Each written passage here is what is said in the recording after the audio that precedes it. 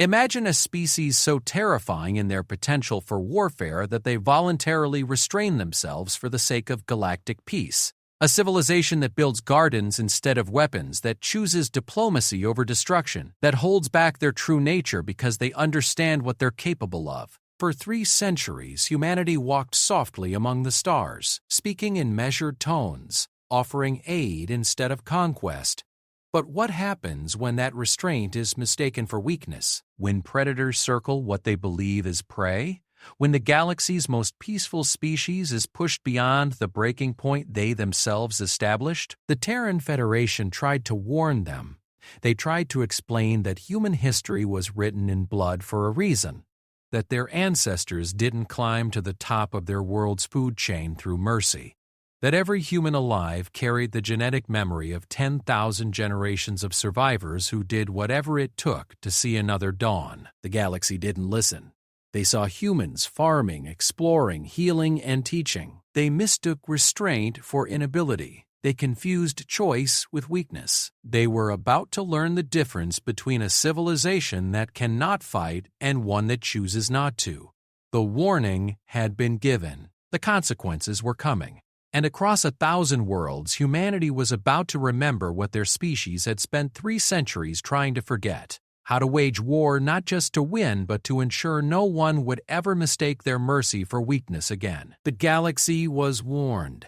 Now it would learn why that warning should have been heeded. Ambassador Elena Vasquez stood at the observation deck of the Terran Embassy on Kepler Station, watching the morning light of 3 suns paint the metallic structures in brilliant gold. The massive space station served as the diplomatic heart of the Galactic Confederation, where over 200 species conducted their affairs in relative peace. For 3 centuries, humanity had been part of this grand experiment in interstellar cooperation, and Elena took pride in their reputation as mediators and peacemakers. The gentle chime of her communication device interrupted her morning ritual, a priority message from Earth, marked with the seal of the Terran Federation Council. Elena's expression grew serious as she read the contents. Another incident. Another unprovoked attack on human civilian vessels, this time by the Zelkin hierarchy near the Outer Rim. She made her way through the station's corridors, noting how other species gave her respectful nods but maintained their distance. Humans were well liked in the Confederation, known for their diplomatic skills, their advanced medical technology, and their willingness to share knowledge freely. They were also known for their apparent inability to defend themselves effectively, a reputation that had grown over the decades as human colonies repeatedly suffered raids without meaningful retaliation. The Grand Assembly Hall buzzed with the conversations of dozens of species. The Alfari clicked their mandibles in animated discussion, their insectoid forms hunched over data tablets. The aquatic Nerions floated in their mobility suits, their whale-like calls harmonizing in what Elena had learned was their version of casual conversation. The reptilian Drakmari lounged on their heated platforms, their eyes following every movement with predatory interest. Elena took her designated seat in the human section, isolated from the main floor where the more influential species conducted their business. It was a reminder of humanity's position in the galactic hierarchy. Welcome, but not truly respected. Not seen as equals to the warrior races or the ancient civilizations that had dominated space for millennia. Chancellor Vorth of the Drakmari Empire was holding court near the center of the hall, his scaled hide gleaming under the artificial lights. He spoke in his characteristic hissing tone to a gathered crowd of representatives from various aggressive species.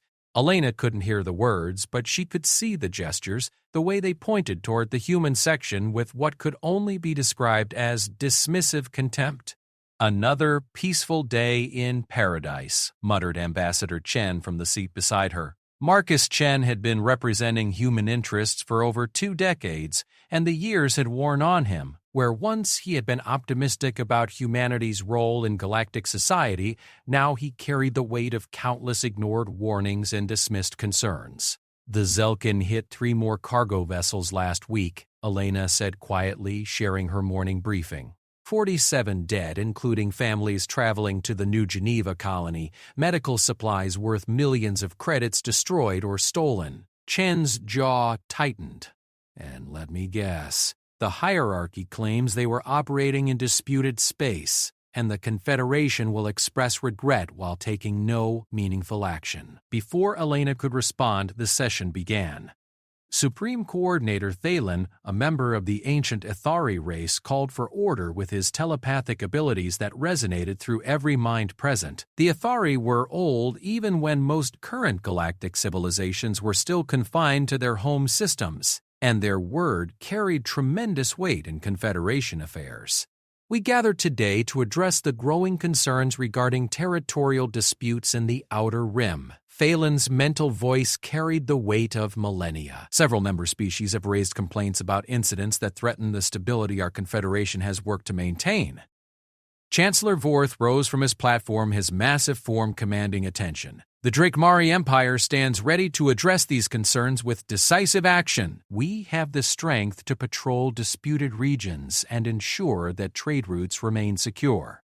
Unlike some species, we understand that peace is maintained through strength, not through diplomatic niceties. His words drew approving clicks and growls from the warrior species present. Elena felt the familiar frustration rise in her chest as she watched other representatives nod their agreement. The same species that had been steadily encroaching on human space for the past decade were positioning themselves as the solution to the very problems they helped create. Elena activated her speaking permissions and stood. The hall's attention turned to her, some curious, others openly dismissive. The Terran Federation appreciates the Empire's concern for galactic security. However, we must question whether increased military patrols by aggressive species will truly bring stability to regions where civilian populations are trying to build peaceful communities. One of their representatives, Ambassador Zekdar, gestured dismissively with his blade-like appendages. The humans speak of peace while their colonies burn. Perhaps if your species possessed the spine to defend yourselves, others would be less inclined to view your territories as free for the taking. The comment drew laughter from several delegations. Elena felt her hands clench at her sides but kept her expression neutral. This was the pattern. Every attempt at diplomatic resolution met with mockery. Every call for peaceful solutions dismissed as weakness. The Terran Federation has always believed that conflicts can be resolved through dialogue and mutual understanding, Elena replied, her voice steady despite the growing frustration. We have consistently offered to mediate disputes and provide humanitarian aid to affected regions. Mediation requires respect, Chancellor Vorth interjected, his reptilian smile showing rows of sharp teeth. Respect that must be earned through strength. Your species offers aid because you cannot offer protection. You mediate because you cannot enforce. The galaxy has grown beyond the luxury of such gentle approaches. Marcus Chen stood beside Elena, his weathered face set in hard lines. The Terran Federation has maintained peace with our neighbors for over 3 centuries. Our colonies are models of cooperation and prosperity. If certain species choose to view our peaceful nature as an invitation for aggression, perhaps they should consider that there might be reasons why humanity has chosen the path of restraint. The hall fell momentarily silent.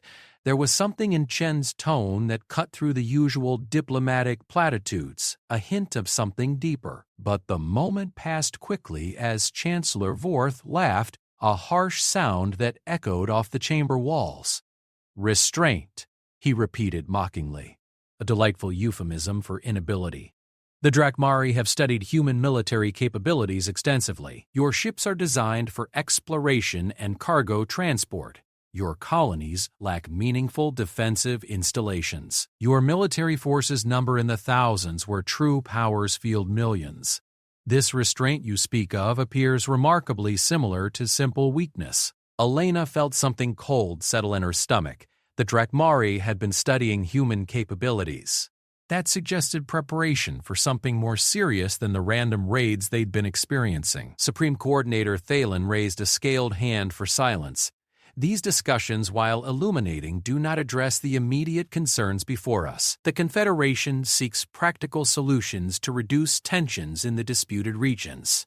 Over the following hours, Elena watched as the same tired patterns played out. The aggressive species proposed military solutions that would expand their own territories and influence. The peaceful species called for negotiation and compromise. The ancient races offered vague wisdom that committed them to nothing concrete, and humanity's suggestions were politely noted and promptly ignored. As the session concluded, Elena gathered her materials with growing unease.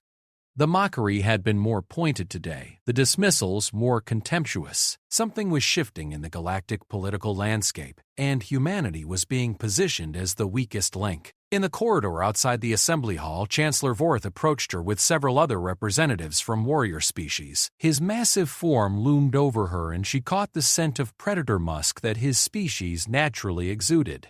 "Ambassador Vasquez," he said, his voice carrying false politeness, "I wanted to personally assure you that the Drakmari Empire bears no ill will toward humanity.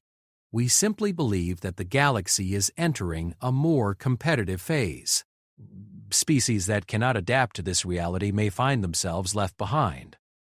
"And what exactly does adapting entail, Chancellor?" Elena asked, meeting his gaze despite every instinct telling her to look away from those predatory eyes. "Recognition of natural hierarchies," he replied smoothly. "Some species are born to lead, others to follow. Some to conquer, others to serve. Humanity has many admirable qualities: your medical knowledge, your agricultural techniques, your diplomatic skills. These would be valuable assets to more capable civilizations." Elena felt her blood run cold. This wasn't just posturing or territorial expansion. This was a conversation about subjugation, about reducing humanity to a client species serving their betters. "The Terran Federation values its independence, Chancellor. We've contributed to galactic civilization as equals for 3 centuries, and we intend to continue doing so." Vorth's smile widened, showing more of those predatory teeth. "Independence is a privilege that must be earned continually, Ambassador.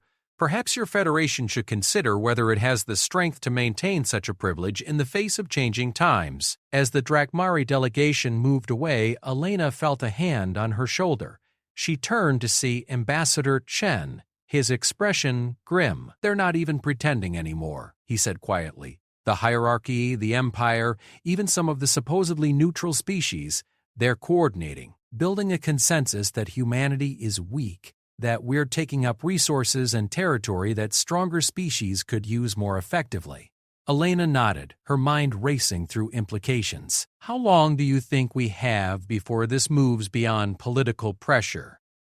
"Based on the intelligence reports I've been seeing, maybe months. Definitely not years." Chen looked around to ensure they weren't being overheard.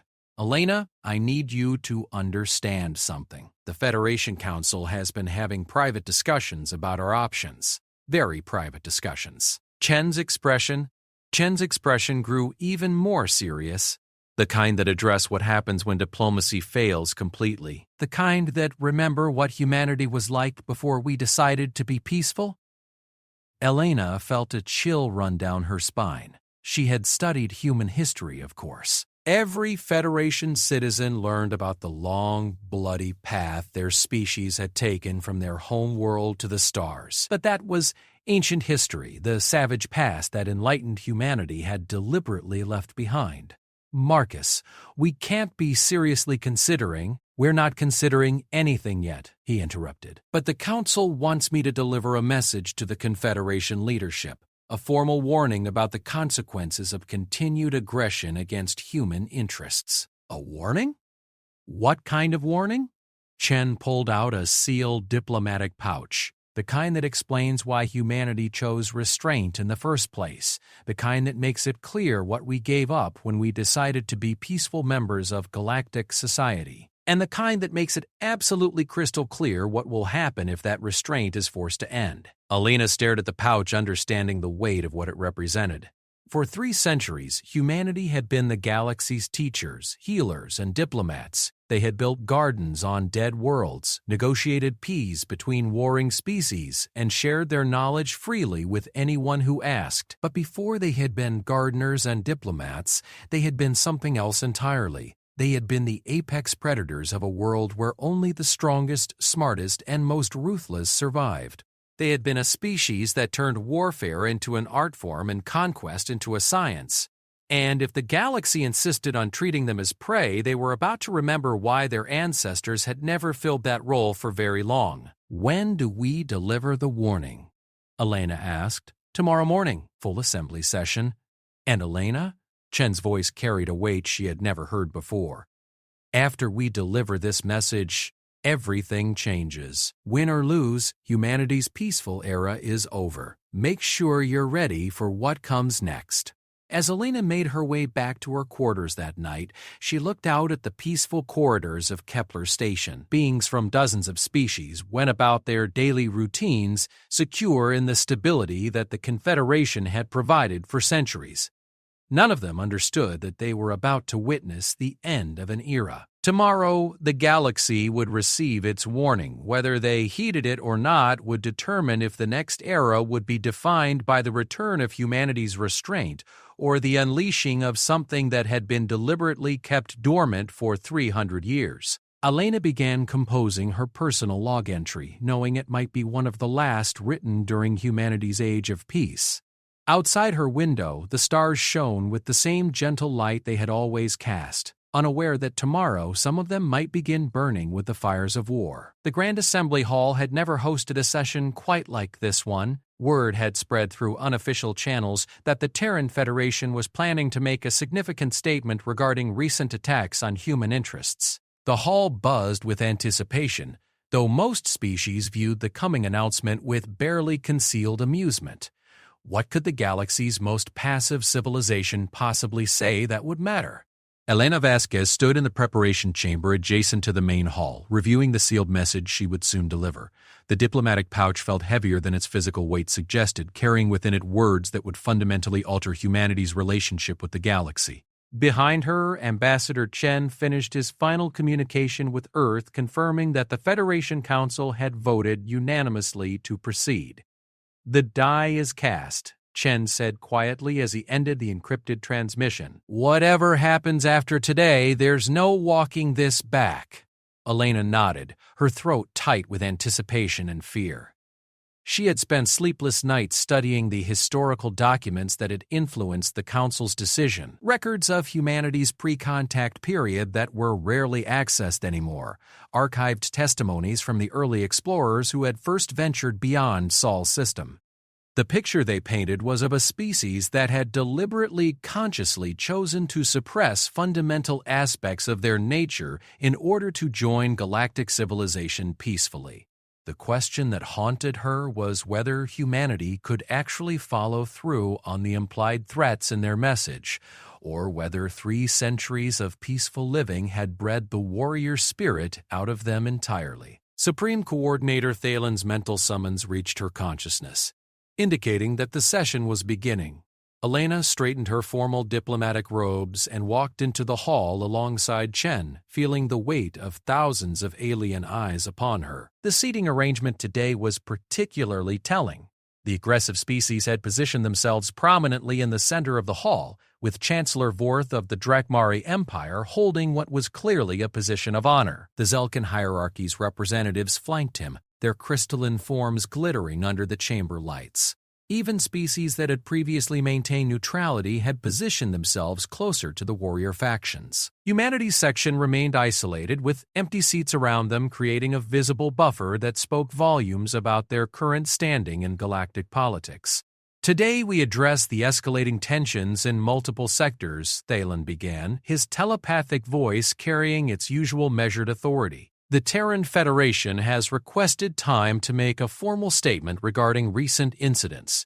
We will hear their position before proceeding with proposed resolutions." Elena stood and approached the central podium, feeling the atmosphere in the chamber shift to barely restrained anticipation. Some delegates leaned forward with genuine curiosity, others whispered among themselves with obvious amusement.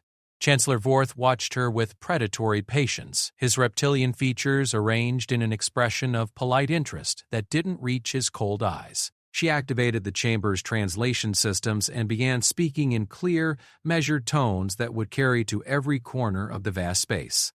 Esteemed representatives, fellow beings of the Galactic Confederation, for 312 years humanity has been honored to stand among you as partners in the great experiment of interstellar civilization. We have shared our knowledge freely, offered aid without reservation, and sought always to resolve conflicts through dialogue and mutual understanding. DENTENDNDNT. A few polite nods rippled through the audience. This was the standard diplomatic preamble they expected from human representatives, peaceful, accommodating, ultimately ineffective. Today, however, I must address a disturbing trend that threatens not only human interests but the stability of our Confederation itself. Over the past 18 months, human colonies and civilian vessels have been subjected to increasingly aggressive attacks. Cargo ships carrying medical supplies have been destroyed. Mining operations established through legal treaties have been seized. Agricultural colonies have been raided, their populations killed or enslaved. Elena paused, letting the weight of these accusations settle. She saw some delegates shift uncomfortably while others maintained expressions of calculated indifference. When we have sought redress through proper diplomatic channels, we have been told that these are isolated incidents, that the disputed territories make such actions regrettable but understandable. When we have offered evidence of coordination between these attacks, we have been advised to strengthen our own defenses rather than expect Confederation intervention. Chancellor Vorth leaned forward slightly, his interest clearly piqued by the direction of her words. Today, the Terran Federation Council has instructed me to deliver a message that our government hopes will never need to be acted upon, but which circumstances force us to make absolutely clear to this body and to the galaxy as a whole. Elena opened the sealed diplomatic pouch and withdrew a crystalline data storage device that gleamed under the chamber lights. What I am about to share with you is not a threat, but a warning. A warning about the true nature of humanity and the reasons why we chose the path of restraint that has defined our relationship with galactic civilization. The chamber fell into absolute silence. Even the usual background noise of translator units and life support systems seemed muted. Many of you have studied human capabilities and concluded that our peaceful nature stems from weakness, that our diplomatic preferences arise from military inadequacy. This assessment, while understandable given our behavior over the past 3 centuries, is based on a fundamental misunderstanding of human nature and human history. Elena activated the data device and holographic displays materialized above the podium. The images showed Earth as it had been during humanity's pre-contact period, scarred by warfare, divided by conflicting nations, its surface marked by the aftermath of countless battles. This is our homeworld as it existed when we first achieved spaceflight, a planet that had known continuous warfare for over 10,000 years of recorded history. A world where every major advancement in technology was immediately weaponized, where every discovery was measured by its potential for military application. The images shifted to show archived footage from human military conflicts. Battles that raged across continents, weapons that could level cities, orbital bombardments that left entire regions uninhabitable. The chamber watched in stunned silence as the true scope of human military history unfolded before them. Humanity did not evolve on a peaceful world. We are not a species that developed in harmony with our environment or our neighbors. We are apex predators who survived by being more clever, more ruthless, and more adaptive than anything else our planet produced. Every human alive today carries the genetic heritage of ancestors who survived by being better at warfare than their enemies. Chancellor Vorth's expression had shifted from amused interest to sharp attention. Other delegates were leaning forward, their casual dismissiveness replaced by focused concern. When humanity first encountered evidence of galactic civilization, we were faced with a choice. We could continue to be what we had always been, a species defined by competition, conquest, and survival of the strongest. Or we could consciously choose to suppress those instincts in order to join something greater than ourselves. Elena's voice grew stronger, carrying the weight of centuries of deliberate restraint. For over 300 years, humanity has chosen restraint. We have deliberately designed our ships for exploration rather than warfare, despite possessing the knowledge to build vessels that could devastate star systems. We have established colonies focused on agriculture and research rather than military bases, despite understanding that such positions are strategically vulnerable. We have trained our military forces for defensive operations and peacekeeping rather than conquest, despite having doctrines that once conquered our entire homeworld. The holographic displays shifted again, showing current human colonies with their peaceful agricultural domes and research facilities. But now they were accompanied by technical specifications that revealed how quickly those facilities could be converted for military production, how those research stations could become weapons laboratories, how those agricultural centers could support massive military populations. This choice was not made from weakness, but from strength. The strength required to consciously suppress instincts that evolution had refined over millions of years. The strength to choose cooperation over domination when domination was not only possible, but natural to us. Elena looked directly at Chancellor Vorth as she continued. Recent events have led some to question whether humanity possesses the capability to defend our interests through military means. The Terran Federation Council has instructed me to answer this question definitively. She activated another series of displays, these showing archived human military technologies that had never been shared with galactic civilization. Weapons systems that made current Confederation military technology look primitive by comparison. Strategic doctrines that treated entire star systems as tactical units. Logistical capabilities that could support military operations across galactic distances. Humanity possesses the industrial capacity to outfit military forces that dwarf anything currently fielded by any Confederation member. Our agricultural colonies can support populations and supply chains that would sustain military operations for decades. Our research facilities have developed technologies specifically designed for warfare that we have never shared because we hoped they would never be needed. A shocked murmur rippled through the chamber. Several delegates were frantically taking notes or activating private communication channels. More importantly, humanity possesses something that cannot be quantified in technical specifications or industrial capacity.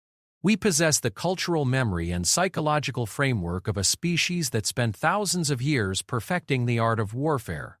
Every human child learns the history of generals who conquered continents, strategists who won impossible battles, and tacticians who turned defeat into victory through sheer determination and creativity.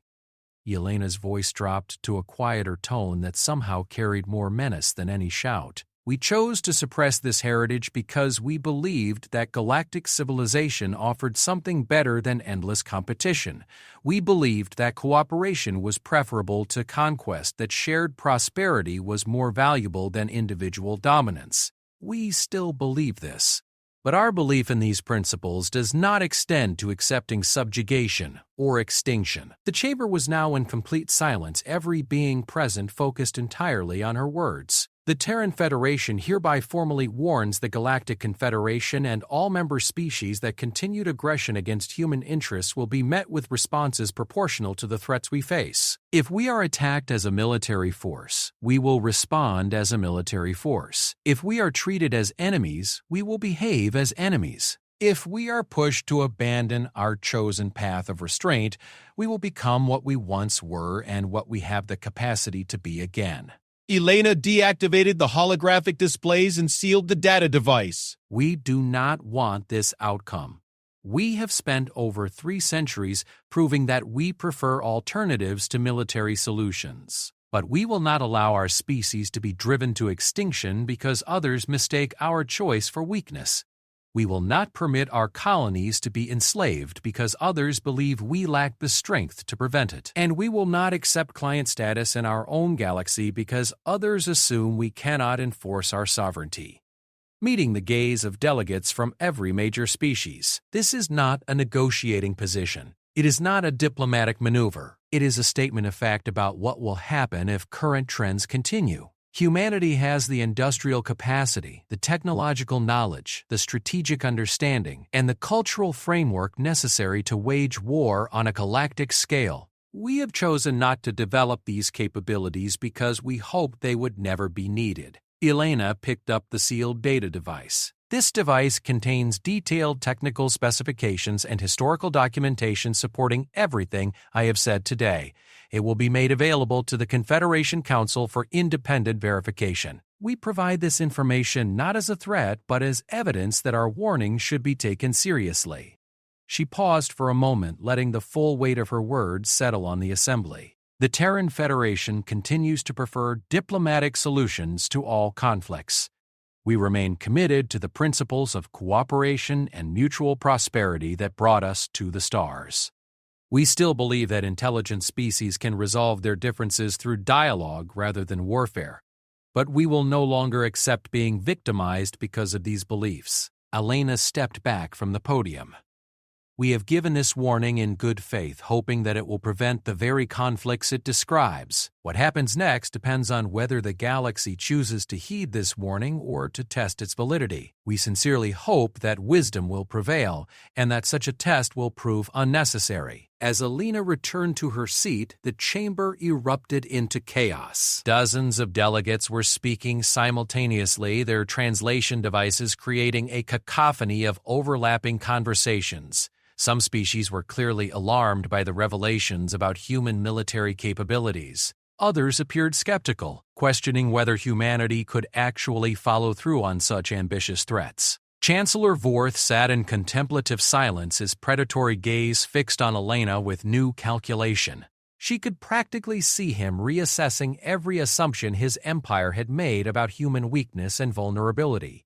Supreme Coordinator Thalen called for order, his telepathic command cutting through the noise like a blade. The Terran Federation statement will be reviewed by the appropriate committees. We will recess to allow delegates time to consult with their governments before proceeding with further discussion. As beings began filing out of the chamber, Elena felt a mixture of relief and terror. The warning had been delivered. Now they would discover whether the galaxy would heed it or whether humanity would be forced to remember skills they had spent centuries trying to forget. Chen approached her as the chamber emptied. "How do you think it went?"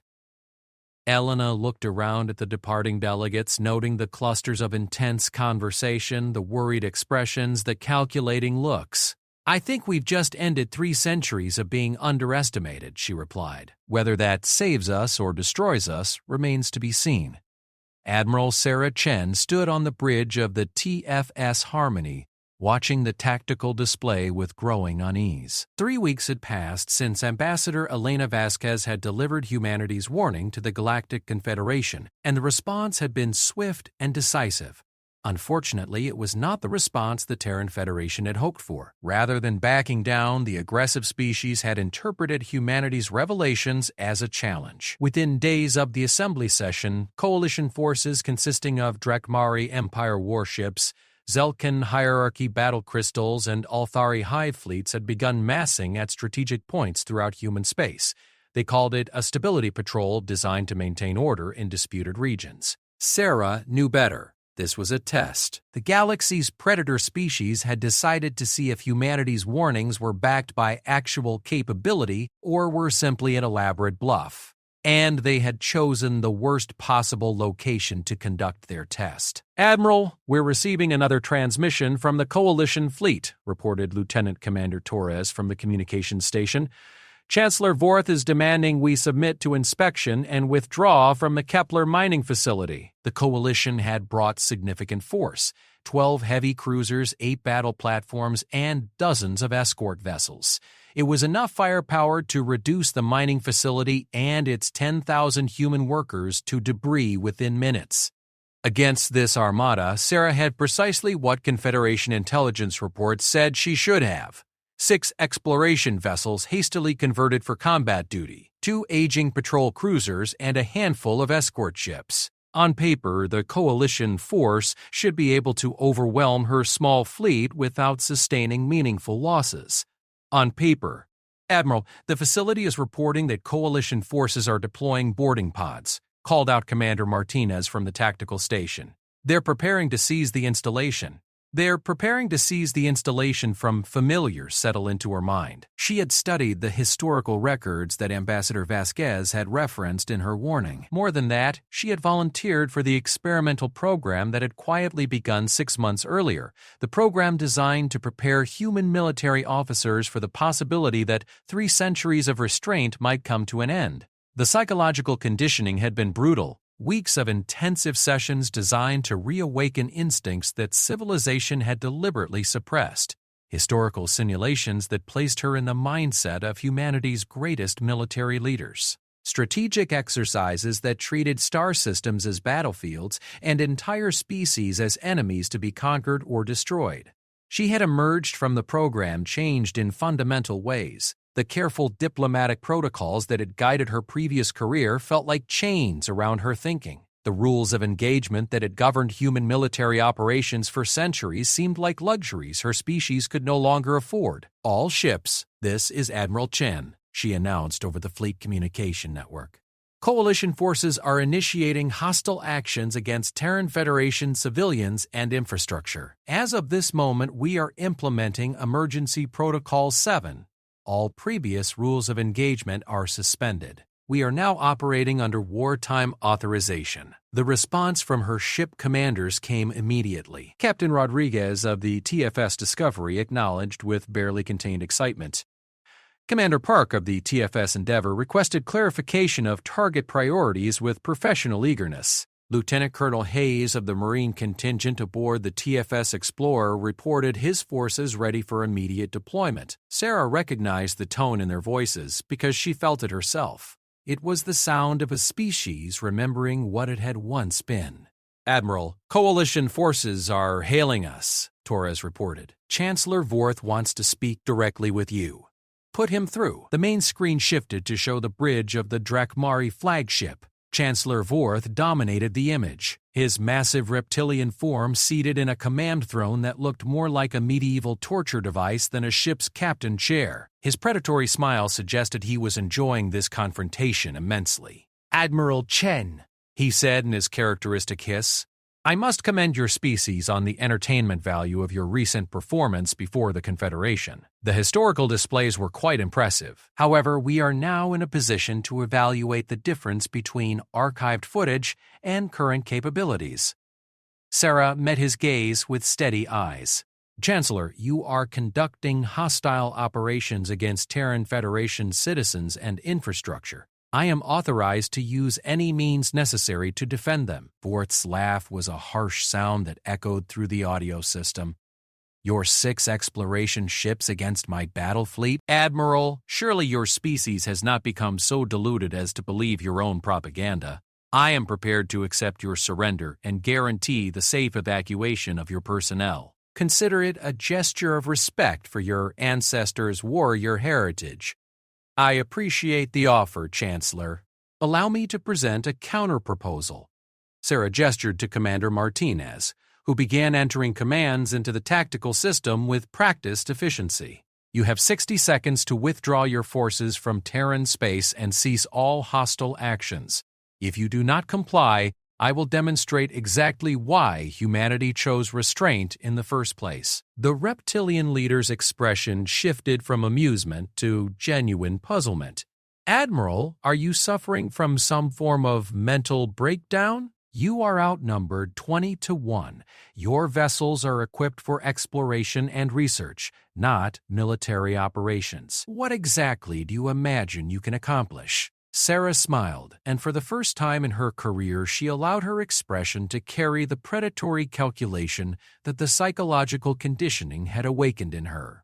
Chancellor, let me share something with you that didn't make it into our historical presentation. When humanity conquered our home world, we didn't do it by having the biggest ships or the most advanced weapons. We did it by being more creative, more ruthless, and more adaptable than anything we fought against. Those traits don't disappear just because we build exploration vessels instead of battleships. She nodded to Martinez again, and the tactical display shifted to show new information, power signatures from the human fleet that were climbing far beyond what Coalition intelligence had predicted, weapon ports opening on ships that supposedly carried only scientific equipment, and formation patterns that spoke of tactical coordination rather than desperate improvisation.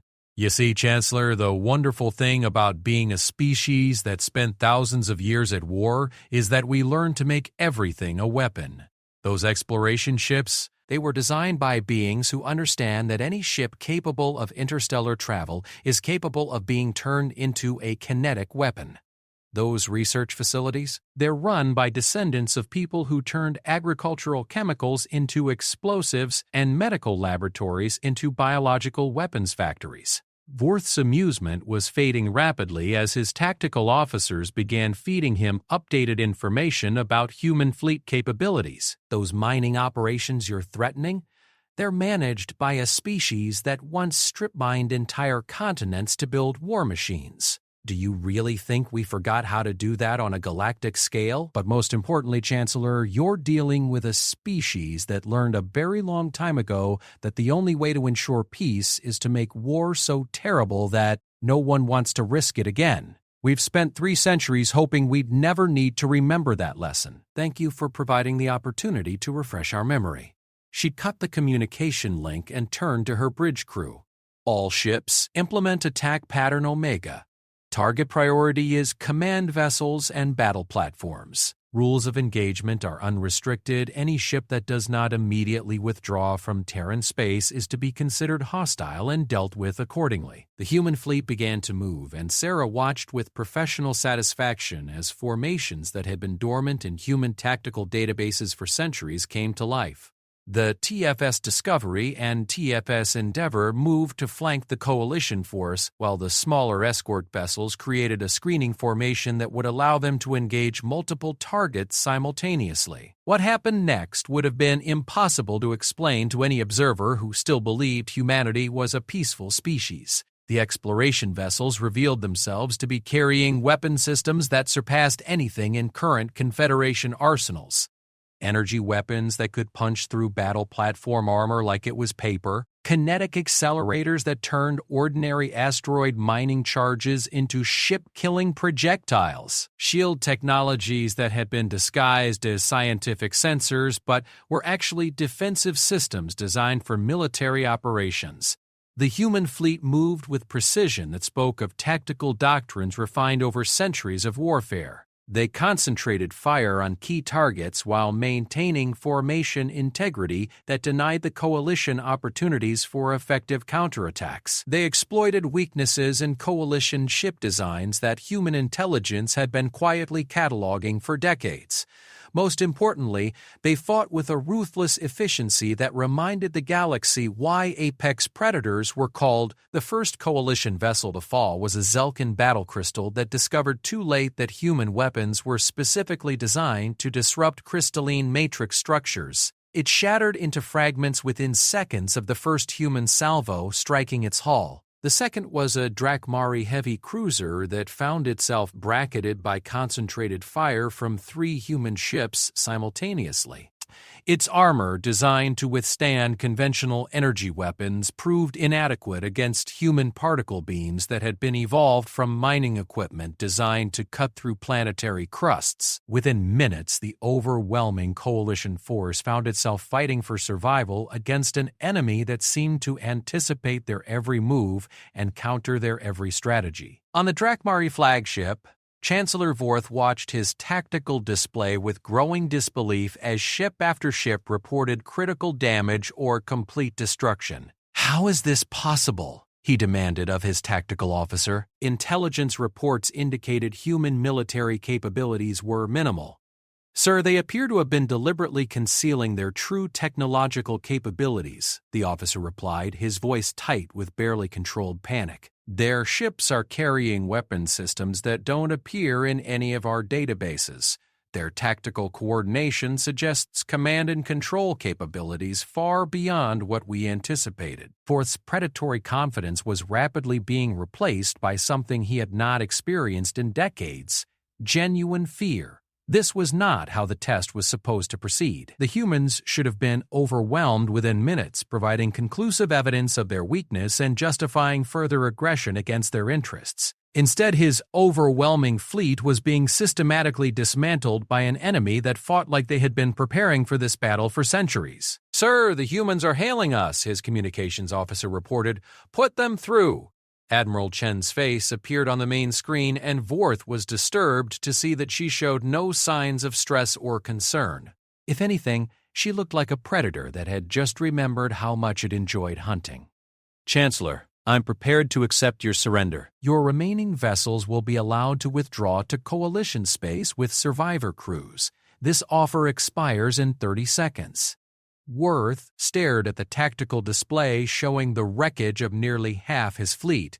The humans had accomplished in minutes what should have been impossible even with superior numbers and technology. How? He managed to ask. Sarah's smile carried no warmth at all. We tried to warn you, Chancellor.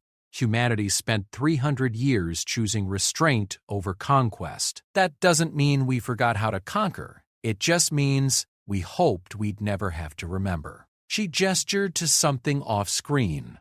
15 seconds, Chancellor. My weapons officers are eager to continue their practical training exercise. With his remaining ships burning around him and his casualties mounting by the second, Chancellor Vorth did something no Drakmari military commander had done in over 1,000 years. He surrendered.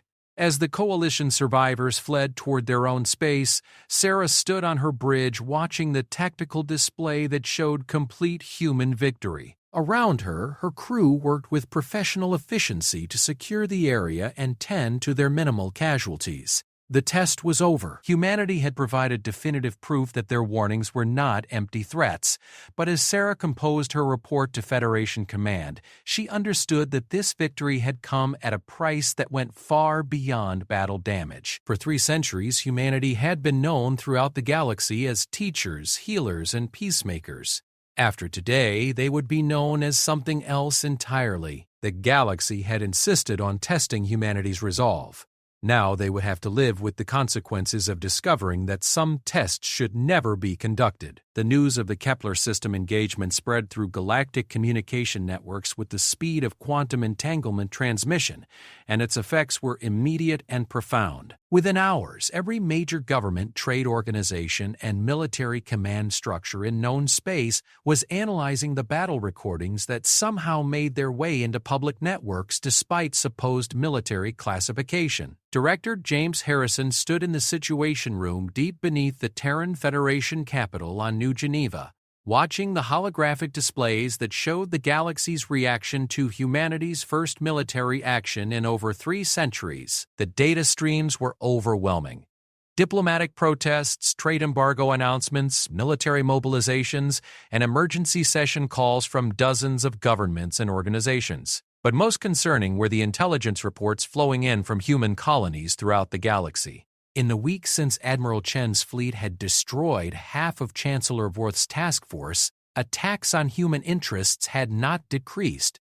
They had intensified dramatically. Sir, we're receiving reports from 17 different sectors, announced Intelligence Coordinator Maria Santos, her voice tight with stress. The Alfari have seized 3 mining operations in the Rigel system. The Zelkan are blockading trade routes to the new Copenhagen agricultural colonies.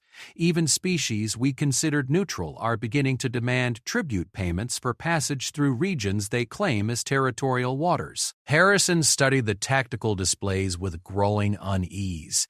The Federation's strategists had anticipated that demonstrating human military capabilities would deter further aggression. Instead, it seemed to have convinced much of the galaxy that humanity posed an existential threat that needed to be eliminated before it could grow stronger. "What's the latest from our ambassadors?" Harrison asked. Ambassador Vasquez reports that the Confederation Council has voted to censure the Terran Federation for unprovoked military aggression, Santos replied grimly. They're demanding we submit to inspection of our military capabilities and accept Confederation oversight of our defensive operations. Harrison felt something cold settle in his chest. The political situation was deteriorating rapidly, and every diplomatic option seemed to lead toward ultimatums that would reduce humanity to client status under alien oversight. The Situation Room's main communication system activated with an incoming priority transmission from Admiral Chen aboard the TFS Harmony. Her image appeared on the central display, and Harrison was immediately struck by how much she had changed in the past week. The diplomatic restraint that had characterized Federation military officers for centuries had been replaced by something harder and more calculating. Director Harrison, we have a problem, Chen began without preamble. Long-range sensors are detecting massive military buildups in 12 different systems along our borders. Coalition forces are being reinforced by species that previously maintained neutrality. Intelligence estimates suggest we're looking at coordinated fleets totaling over 800 capital ships. Harrison felt the weight of history settling on his shoulders. Admiral, are you confident in our ability to defend against forces of that magnitude? Chen's expression grew even more serious. Sir, that depends entirely on the rules of engagement you're prepared to authorize. If we're limited to defensive operations and proportional responses, we'll be overwhelmed within months. But if you're willing to authorize unrestricted warfare, she paused, and Harrison could see the struggle in her eyes between her training as a Federation officer and something deeper that recent events had awakened. If we're fighting for survival, Director, then we need to fight like humanity used to fight. Not just to win individual battles, but to ensure that our enemies never want to fight us again. The choice Harrison faced was one that no Federation leader had confronted in over 3 centuries. Authorize limited defensive measures and watch humanity be slowly strangled by superior numbers, or unleash capabilities that would transform the Terran Federation into something their ancestors might have recognized, but their children might not forgive. If we remove all restrictions and authorize total warfare, what are we capable of? Chen's answer came without hesitation, as if she had been preparing for this question since the moment the first coalition ship opened fire. Director, every human colony has industrial capacity that can be converted to military production within weeks. Every research facility has staff who understand weapons technology that we've deliberately kept archived. Every agricultural center can support military populations that dwarf anything currently fielded by our opponents. She gestured to displays showing Federation space with its hundreds of colonies and installations. More importantly, we have something none of our enemies possess: institutional memory of what total warfare actually means. Species that have known peace for millennia think in terms of limited conflicts with negotiated settlements. We come from a world where warfare meant the complete destruction of the enemy's ability to make war. Harrison understood the implications immediately. You're talking about targeting civilian infrastructure, economic warfare, attacking their ability to sustain military operations. I'm talking about fighting to win, Director, permanently. Our enemies have made it clear that they view humanity as a threat to be eliminated. If we fight defensively, we'll lose slowly. If we fight like our ancestors fought, we can end this conflict in a way that ensures it never happens again. The moral weight of such a decision was staggering. For 3 centuries, humanity had prided itself on being different from their warlike ancestors. They had built a civilization based on cooperation, scientific advancement, and peaceful coexistence. But that civilization was now under existential threat from species that had interpreted humanity's peaceful nature as weakness to be exploited. Harrison activated his personal communication system and established encrypted connections to every member of the Federation Council. Within minutes, he was looking at the faces of the 12 leaders who would decide humanity's future. Council members, you've all reviewed Admiral Chen's situation reports and the intelligence estimates regarding hostile fleet buildups. We are facing a coordinated attempt to eliminate human independence and reduce our species to client status under alien oversight. I need a decision on our response. Director, my constituents are already being attacked despite our attempts at diplomatic resolution. The choice appears to be between fighting for our survival and accepting subjugation. The moral implications are staggering, added Counselor David Park of the Ethics Commission. If we authorize unrestricted warfare, we become everything we've spent centuries trying to avoid being. And if we don't, interrupted Admiral Chen from the military communication link, we become extinct. Counselor Park, with respect, our ancestors faced similar moral dilemmas when they were fighting for survival against other human societies. The difference is that now we're fighting for the survival of our entire species. The debate that followed was unlike anything in Federation history.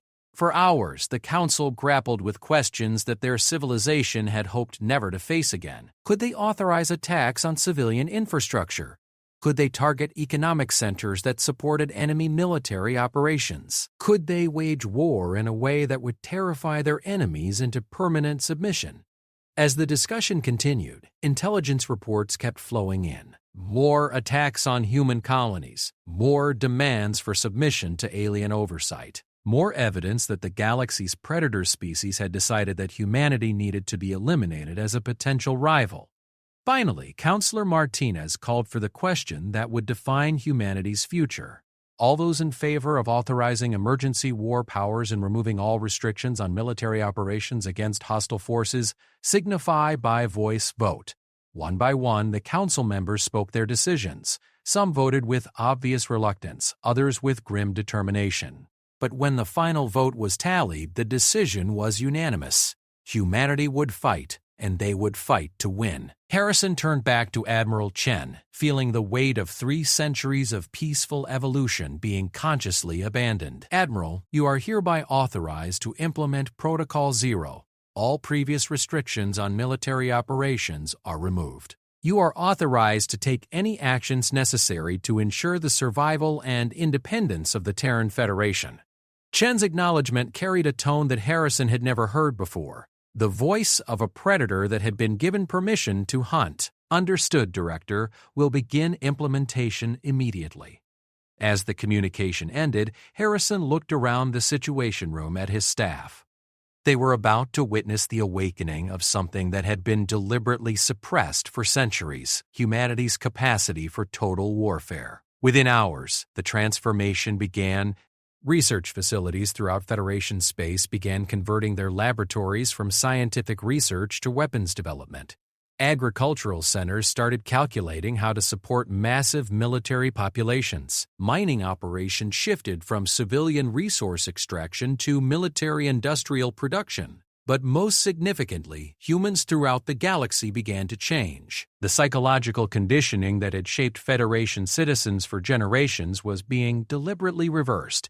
Citizens who had been raised to value cooperation over competition, who had been taught to seek diplomatic solutions to conflicts, who had been trained to see themselves as gardeners and healers rather than warriors, began to remember what their species had once been. The transformation was not uniform or comfortable. Many humans struggled with the moral implications of what they were being asked to do. Others found the awakening of suppressed instincts disturbing and alien. But as reports of attacks on human colonies continued to flow in, as demands for surrender and subjugation increased, as evidence mounted that the galaxy's predator species intended to eliminate human independence permanently, resistance to the transformation faded. Within weeks, observers throughout the galaxy began to notice changes in human behavior.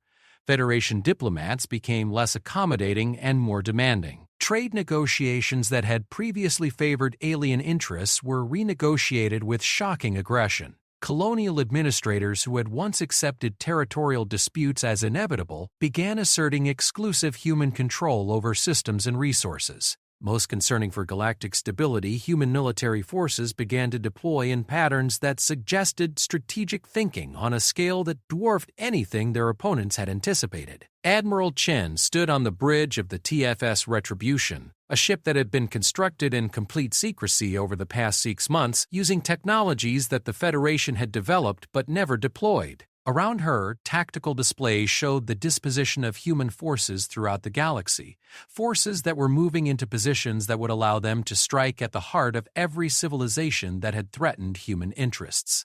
The Kepler engagement had been a demonstration of human defensive capabilities. What was coming next would be a reminder of why humanity's ancestors had conquered an entire planet, and why their descendants had chosen restraint only as long as it served their interests. The galaxy had insisted on testing humanity's resolve. The test was over. Now the real war was about to begin, and the species that had spent 3 centuries learning to be peaceful were about to remember why they had needed to learn that lesson in the first place. The awakening was complete. The consequences were coming. 6 months after the Federation Council authorized Protocol Zero, the galaxy was learning why humanity had chosen restraint in the first place. The war that the aggressive species had initiated with such confidence had become something none of them had imagined possible. A systematic dismantling of their civilizations by an enemy that fought with calculated ruthlessness that made their previous conflicts seem like children's games. Admiral Sarah Chen stood in the command center of the newly constructed Terran War Command, a massive installation built inside the hollowed-out asteroid Ceres that had been transformed from a mining operation into the nerve center of humanity's military operations. Around her, tactical displays showed the current status of what historians would later call the First Galactic War, though humans had privately begun referring to it as the Reclamation. The transformation had been total and terrible. In 6 months, humanity had gone from a peaceful species pleading for diplomatic solutions to the most feared military force the galaxy had ever encountered. What made them terrifying was not just their technological capabilities or their strategic thinking, but their complete understanding of what total warfare actually meant. Admiral, Operation Stranglehold is proceeding ahead of schedule, reported Colonel Martinez from the Strategic Operations Center. Enemy supply lines in 17 systems have been completely severed. Their industrial capacity in the affected regions has been reduced by 80%. Chen nodded, her expression showing none of the satisfaction a commander might feel at such success. What they were doing was necessary, but it was not something to be celebrated. Civilian casualties? Minimal direct casualties, but economic disruption is severe. Food shortages are being reported in 3 Drakmari systems. The Zelkan hierarchy is experiencing critical resource shortages that are affecting their ability to maintain military operations. This was humanity's approach to total warfare, not the indiscriminate destruction that their enemies might have expected, but the systematic elimination of their opponent's ability to sustain military operations. Human forces struck at supply depots, industrial centers, trade routes, and resource extraction facilities with surgical precision. They avoided unnecessary civilian casualties while ensuring that enemy civilizations could not continue to threaten human interests. It was warfare as a science rather than an art, and it was devastatingly effective. Status report on the coalition fleets? Chen asked. Scattered and largely ineffective, Martinez replied. The Drakmari Empire has lost 60% of its capital ships. The Zelkan hierarchy is down to 30% of its original strength.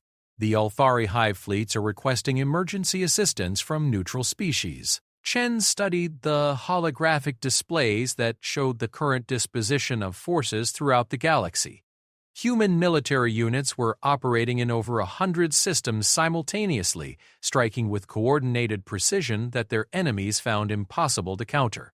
Every time coalition forces massed for a counterattack, they found human forces hitting their supply bases. Every time they tried to consolidate their defenses, human ships appeared in their rear areas to attack their industrial infrastructure. Admiral, we're receiving a priority transmission from the Galactic Confederation Council, announced Communications Director Torres. Supreme Coordinator Thalen is requesting immediate negotiations. For 6 months, the Confederation had ignored human requests for intervention while coalition forces attacked Federation interests. Now that humanity was demonstrating what unrestricted warfare actually looked like, suddenly there was interest in diplomatic solutions. Put him through. The main display shifted to show the ancient Athari leader, and Chen was immediately struck by how much he had aged in the past months. The stress of watching galactic civilization tear itself apart was clearly taking its toll on the telepathic being who had spent centuries maintaining interstellar peace.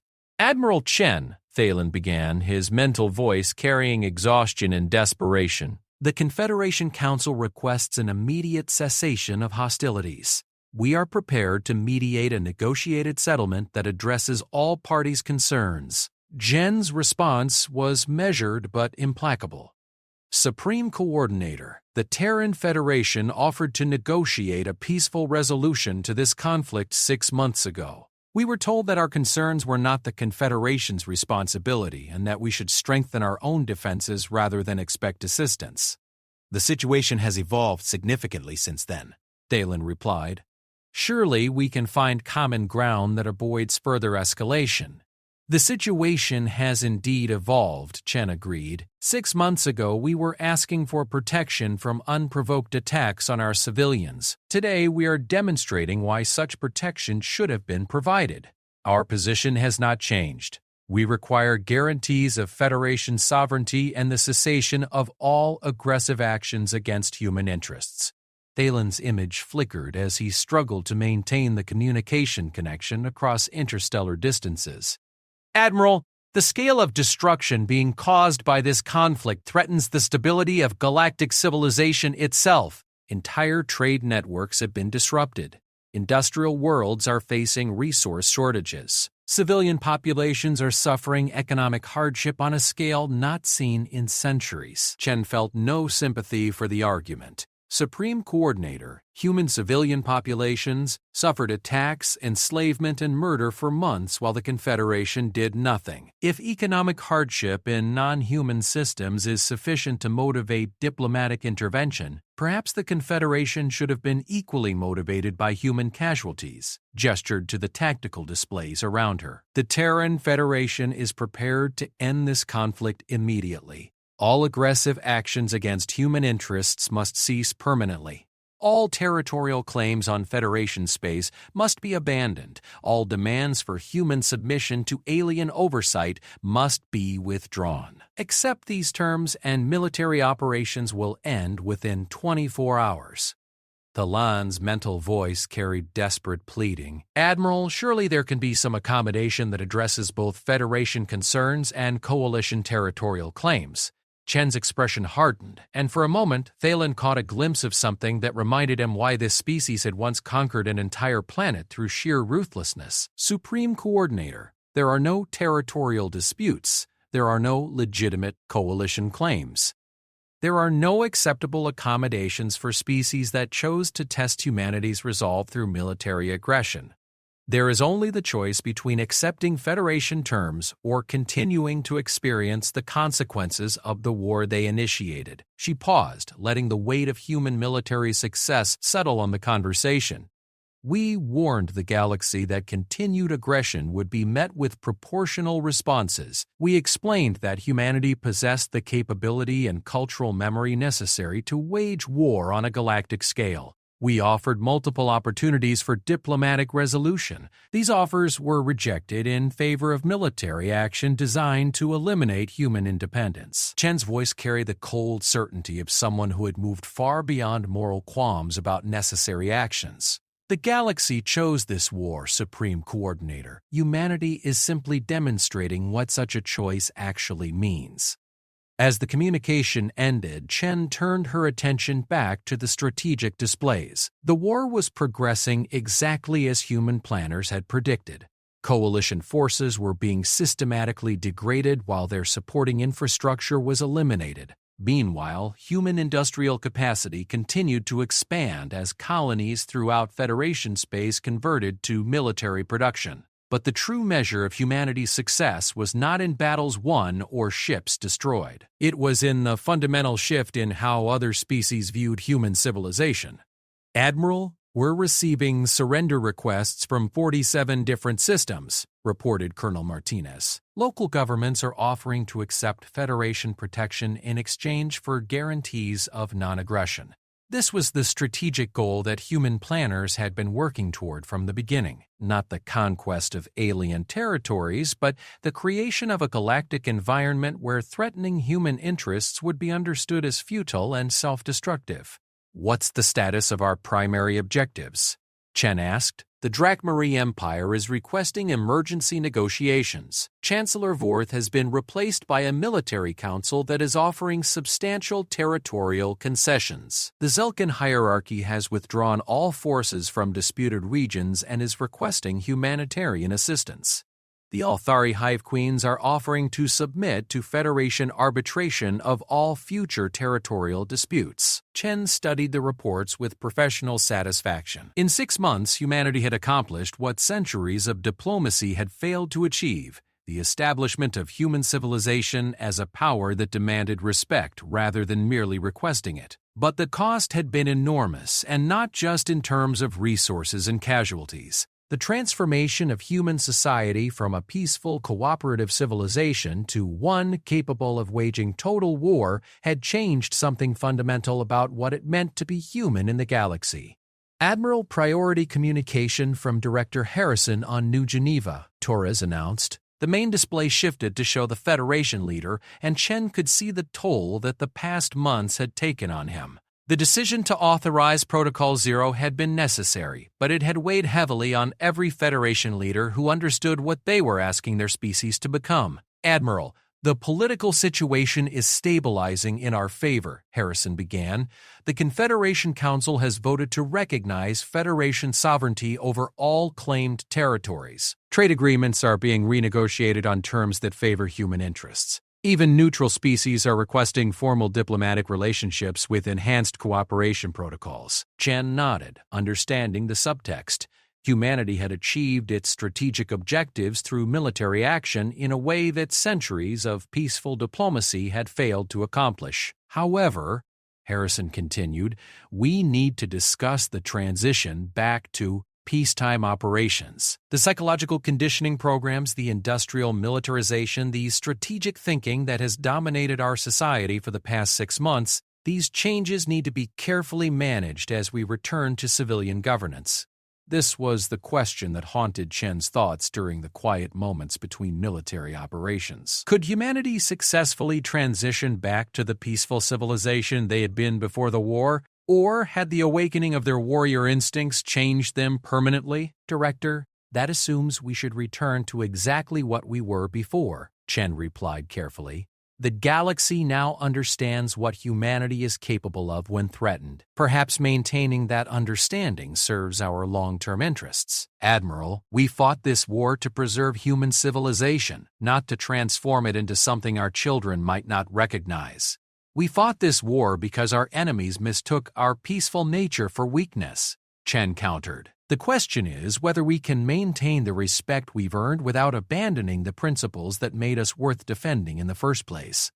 It was a question that would define humanity's future in ways that went far beyond military strategy or diplomatic relations. The galaxy had learned to respect human power, but the price had been the transformation of human nature itself.